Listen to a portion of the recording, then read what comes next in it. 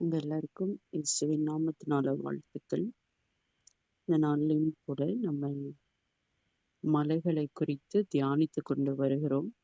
கடந்த நாட்களில் அந்த மலைகள் எதை குறிக்கிறது அப்படிங்கிறத பார்த்தோம். அந்த மலைகள்ல முதலாவதாக எர்மோன் மலையை குறித்து நம்ம பார்த்தோம். இந்த எர்மோன் பனி சூழ்ந்த ஒரு மலை. பார்ப்பதற்கே அழகாக இருக்கும். அந்த எர்மோன் மலையில இருக்கிற பனி போல சகோதரர்கள் ஒருமித்து வாசம் பண்ணும் பொழுது அங்க ஆசீர்வாதம் கட்டளையிடப்படும். பனி ஒரு ஆசீர்வாதம், அபிஷேகத்திற்கு அடையாளமாக அங்க சொல்லப்பட்டிருக்கிறதையும் நம்ம பார்த்தோம். மலை மிகவும் உயரமான ஒரு தோற்றத்தை உடையதா இருக்கிறது. மலையின் மேல ஏறுவது கடினம். மலையின் மேல ஏறுவதற்கு ஒரு ஒரு ஆயத்தம் வேண்டும். மனதுல ஒரு உறுதி வேண்டும். அந்த உயர்ந்த மலைகள் வந்து மனிதர்களால அதிகமாக ஆக்குபை பண்ணப்பட்டிருக்காது, இருக்க மாட்டாங்க. அப்ப அந்த இடத்துல தேவனோடு கூட ஒரு தனிமையான ஒரு சந்திப்பு ஏற்படுவதற்கு வாய்ப்புகள் இருக்கிறது. ஸோ இந்த மலைகள் நம்ம வாழ்க்கையில அநேக ஆவிக்குரிய அனுபவங்களை கொண்டு வரக்கூடியது. அதனாலதான் இந்த மலைகள் வேதத்துல அநேக மலைகளை பார்க்க முடியும். வேதத்துல அநேக பெயர்கள் இருக்கு. ஒரு சில மலைகள் தான் நம்ம பார்க்க போகிறோம். அந்த வரிசையில இன்னைக்கு நம்ம பார்க்க போகிறது ஹோரேப் மலை. ஓரேப் அப்படின்னு தமிழ்ல சொல்லப்பட்டிருக்கிறது. இதுக்கு ஓரேப் அப்படின்னு ஒரு பெயர் இருக்கு. தேவனுடைய பர்வதம், த மவுண்டன் ஆஃப் காட் அப்படின்னு ஒரு பெயர் இருக்கு. சீனாய் அப்படின்னு ஒரு பெயரும் இருக்கிறது. இது முதலாவது இந்த மலையை குறித்து எங்க வேதத்துல நம்மளால பார்க்க முடியும் அப்படின்னா, யாத்ராகமம் 3வது அதிகாரத்துல 1வது வசனத்துல இருந்தே நம்ம பார்க்க முடியும். மோசே மீதியான் தேசத்து ஆசாரியனாய் இருந்த தன் மாமனாகிய எத்ரோவின் ஆடுகளை மேய்த்து வந்தான். அவன் ஆடுகளை வனாந்தரத்தின் பின்புறத்திலே ஓட்டி தெய்வ பர்வதமாகிய ஓரேப் மட்டும் வந்தான்.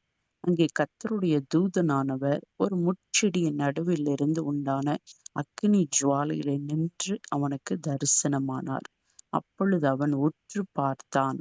முட்செடி அக்கினியால் ஜுவாலித்து எரிந்தும் அது வெந்து போகாமல் இருந்தது. அப்பொழுது மோசே, இந்த முட்செடி வெந்து போகாதிருக்கிறது என்ன? நான் கிட்ட போய் இந்த அற்புத காட்சியை பார்ப்பேன் என்றான். அவன் பார்க்கும்படி கிட்ட வருகிறதை கர்த்தர் கண்டார்.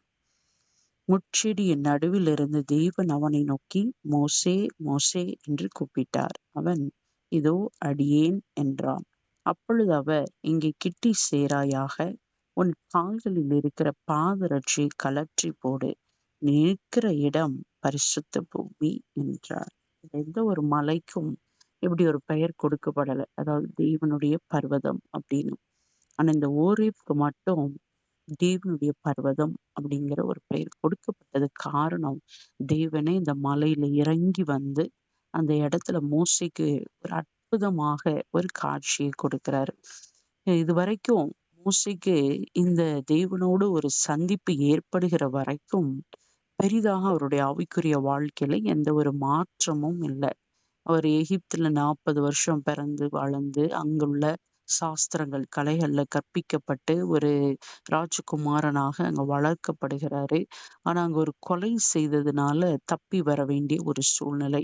அங்கிருந்து தப்பி வந்தவரு மீதியான் தேசத்துக்கு வருகிறாரு. அங்க வந்து எத்ரோ அப்படிங்கிற ஒரு மனுஷனுடைய மகளை திருமணம் செய்து அங்கே ஒரு ஆடு மேய்ப்பனாக மாறி அப்படியே அவருடைய வாழ்க்கை அப்படியே போயிட்டே இருக்கு.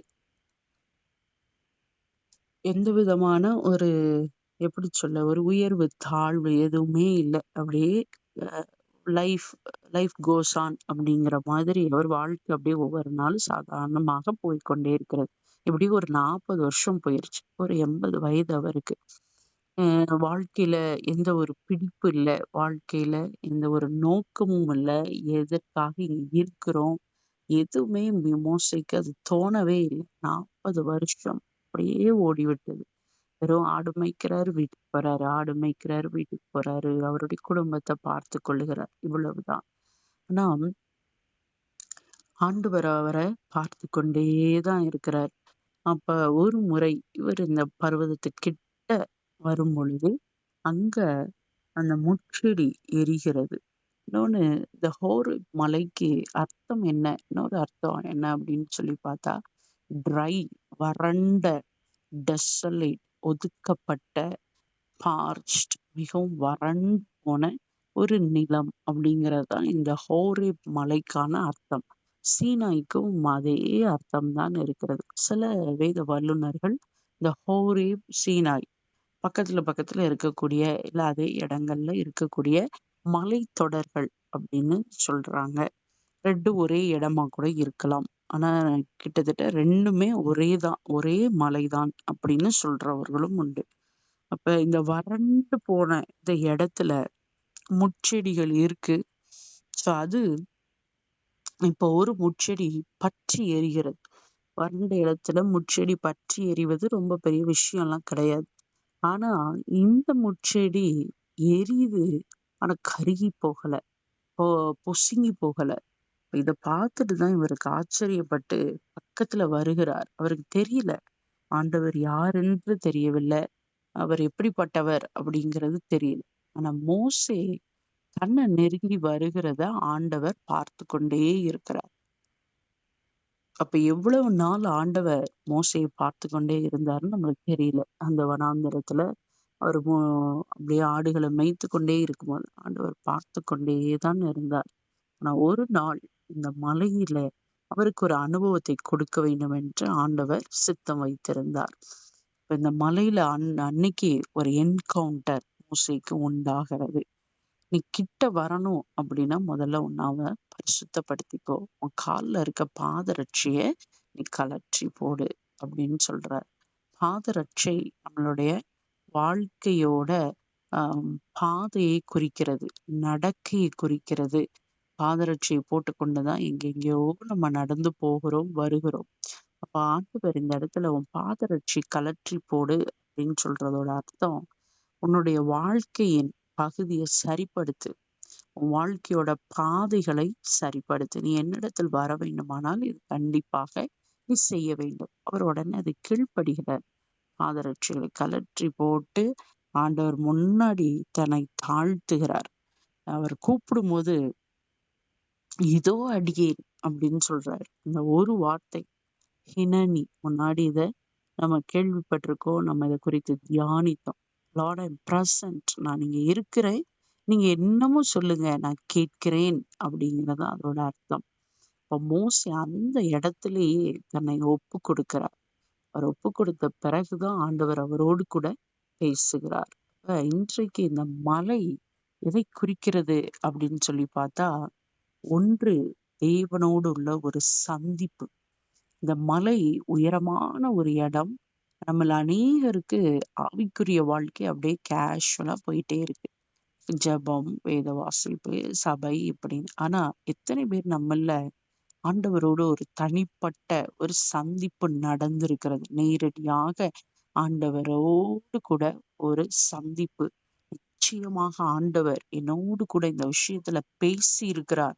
அவரை சந்தித்த ஒரு உணர்வு, அனுபவம் எனக்குள் இருக்கிறது அப்படின்னு எத்தனை பேர் நம்ம சொல்ல முடியும்? இல்ல சாதாரணமாக நம்முடைய ஆவிக்குரிய வாழ்க்கை இருக்கா? போதிக்கிறதுக்கு ஊழியக்காரங்க இருக்காங்க. நம்மை நடத்துவதற்கு ஒரு சபை இருக்கு. ஒரு நல்ல ஒரு ஐக்கியம் இருக்கு. இது போதும் அப்படிங்கிற ஒரு திருப்தி இருக்கிறதா? ஏன்னா மோசே அப்படிதான் இருந்துட்டார். ஃபேமிலி இருக்கு. பிள்ளைக 2 ஆண் பிள்ளைகள் இருக்காங்க. நல்ல குடும்பம், சுற்றுல எல்லாரும் இருக்காங்க. நல்ல ஒரு வேலை இருக்கு. தினமும் சாப்பாட்டுக்கு கஷ்டம் இல்ல. இப்படியே போயிடலாம் அப்படின்னு தான் மோசே இருந்தார். ஆனா ஆண்டவர் அத விரும்பல. நம்முடைய ஆவிக்குரிய வாழ்க்கை ஒரே தேக்க நிலையில ஒரே மாதிரி இருக்கக்கூடாது. அதுல கண்டிப்பாக ஒரு மாற்றம் வர தேவனை விரும்புகிறார். தேவனை இறங்கி வந்து மோசேக்கு ஒரு அனுபவத்தை கொடுத்தது போல நமக்கும் கொடுக்க விரும்புகிறார். எனக்கும் இந்த ஓரேப் மலையோட அனுபவத்தை தாரும் என்று இன்னைக்கு நம்ம ஆண்டவர்ட்ட கேட்கலாமா? இன்னைக்கு நம்ம எல்லாரும் கூடி வந்து ஆண்டவரை ஆராதிக்கும்படியாக வரப்போகிறோம். ஆண்டவரே, சாதாரணமாக வாரம் நான் ஞாயிற்றுக்கிழமை வந்து பாடல்களை பாடி வசனத்தை கேட்டு ஜெபித்து போகிற ஒரு அனுபவம் மட்டுமல்ல, அதையும் தாண்டி ஒரு உயர்வான ஒரு அனுபவத்தை எனக்கு தாங்க. ஒரு ஆவிக்குரிய வாழ்க்கையில ஒரு உயர்ந்த ஒரு அனுபவம் எனக்கு வேண்டும் என்று சொல்லி கேளுங்க.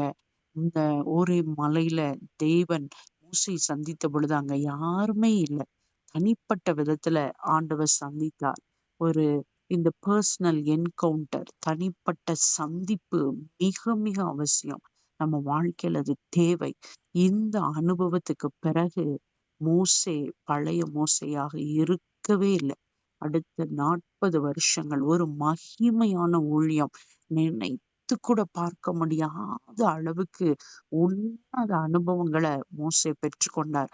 இதே மலைக்கு தான் சில மாதங்கள் கழித்து திரளான ஜனங்கள் இஸ்ரவேலர்கள கூட்டிட்டு வராரு. இதே மலையில தான் 2 முறை 40 நாட்கள் உபவாசம் இருந்து தேவனை முகமுகமாய் பார்க்கிறாரு. தேவனை ஒரு சிநேகிதன் பேசுவது போல பேசுகிறாரு. தேவனிடத்திலிருந்து அந்த கட்டளைகளை பெற்றுக்கொள்ளுகிறாரு. இந்த இடத்துல தான் ஆதியாகமம் 1வது அதிகாரத்துல நடந்த சம்பவங்களை எல்லாம் அவருக்கு வெளிப்படுத்தப்படுகிறது. ஆதியாகமம் 1வது அதிகாரம் ஆண்டவர் வெளிப்படுத்தாம யாராலும் எழுத முடியாது. ஏன்னா மோசே இருந்த காலத்துல ஆதாம் உயிரோட இல்ல. அப்ப ஆதாம் வழியாக சொல்லப்பட்டிருந்தாலும் அதுல என்ன, அதாவது ஆதாம் கூட அந்த 6 நாட்களும் என்ன நடந்துச்சுன்னுலாம் தெரியாது. அன்லெஸ் ஆண்டவர் வெளிப்படுத்தாம. அப்ப இந்த மோசேக்கு இவ்வளவு ரகசியங்கள் வெளிப்படுத்தப்பட்டது இந்த மலை அனுபவம் தான். மலை அனுபவம் ஆவிக்குரிய ரகசியங்களை நம்ம பெற்றுக்கொள்ளுகிற ஒரு இடமாக இருக்கிறது. உன்னத அனுபவம், மலை அனுபவத்தை எனக்கு தாங்கன்னு சொல்லி கேளுங்க. வெளிப்படுத்தின விசேஷத்துல கூட யோவானுக்கு ஆண்டவர் சொல்றாரு, இங்க ஏறி வா, இவைகளிலும் மேலானவைகளை நான் உனக்கு காண்பிப்பேன் அப்படின்னு சொல்லக்கூடிய ஒரு சத்தத்தை கேட்கிறார். ஏறி வரணும். ஏறி வராவிட்டால் உன்னத அனுபவங்கள், மேலான அனுபவங்கள் நமக்கு கிடைக்க போறது கிடையாது. கண்களை மூடி ஜெபிக்கலாமா? ஆண்டவரே, இந்த காலை வேளையில அப்பா, இந்த ஓரேப் மலையோட அனுபவங்களை எங்களுக்கு தாங்கப்பா. தேவனுடைய பர்வதத்திற்கு ஏறி வருகிறவர்களாக, அப்பா, இந்த உன்னத அனுபவங்களை பெற்றுக்கொள்ளுகிறவர்களாக எங்க வாழ்க்கை மாறட்டும் அப்பா. இந்த வாழ்க்கை இப்படியே இருந்தால் ஓகே தான், போதும் அப்படின்னு எங்களுக்கு நாங்களே சமாதானம் சொல்லி கொண்டு வாழக்கூடாது. ஆவிக்குரிய வாழ்க்கையில அடுத்து அடுத்து அடுத்து உயர்வுகள், உன்னத அனுபவங்கள், தேவனோடு சந்திப்புகள், ஆவிக்குரிய ரகசியங்களை கற்றுக்கொண்டு மகிமையின் வாழ்க்கை, தேவன் விரும்புகிற மகிமையால் நிரம்பின அந்த வாழ்க்கை எங்களுக்கு வேண்டுமப்பா. இந்த வருஷம் புதிதாக்கப்படுகிற ஆண்டு என்று சொல்லி வாக்கு கொடுத்திருக்கிறீர். ஆண்டவரே, இந்த புதிதாக்குற அனுபவங்கள்ல இந்த மலை அனுபவங்கள் எங்களை ஒவ்வொருத்தருக்கும் உண்டாகட்டும். இந்த மலை அனுபவங்கள், உன்னத அனுபவங்களை வாஞ்சிக்கிறவர்களாக எங்களை மாற்றுங்க. அப்படியே எங்களை உருவாக்கும்படியாய் ஜெபிக்கிறோம். எங்கள் இருதயத்துல அந்த வாஞ்சையை வைக்க வேண்டுமாக ஜெபிக்கிறோம். எங்களை தாழ்த்தி அர்ப்பணிக்கிறோம். எங்களை தொடர்ந்து நடத்தும், எங்களை சந்தியும், எங்களை ஆயத்தப்படுத்தும். இயேசுவின் மூலம் ஜெபிக்கிறேன் நல்ல பிதாவே. ஆமென். God bless you.